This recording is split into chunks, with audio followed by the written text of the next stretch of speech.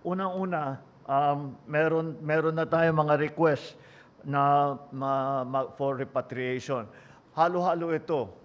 Meron dito yung talagang pauwi na, natapos na ang kanilang trabaho, natapos na ang kanilang kontrata, pauwi na dapat sila talaga. Yung basically dahil nagsara lahat ng airport, walang lumilipad na eroplano, na-stranded sila. At yung isang grupo naman ay yung mga tiga doon na gustong lumabas at umalis doon sa danger area. So as of early this morning, 10 ang gusto magpa-repatriate from Iran. Ang pinakamarami from Israel, 297, 22 from Jordan, 231 from Bahrain, 586 from Dubai, 270 from Abu Dhabi. Altogether, that's 1,416 Filipino nationals who would like to have requested repatriation.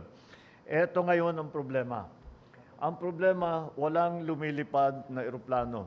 At yung mga airport ay tinatamaan na. We have heard reports of attacks on different airports around the region.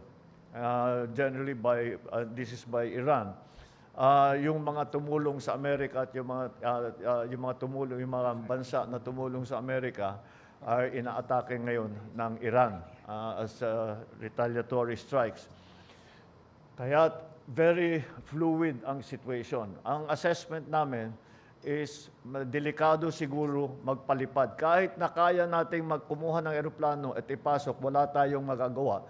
Dahil, number one, the airports are closed, there are all no-fly zones. This is a combat area. And ang kinakatakutan ko sa lahat ay yung nangyari, I'm sure nabalitaan ninyo lahat, 3 fighter jet ng Amerikano ay pinabagsak ng Kuwait by mistake.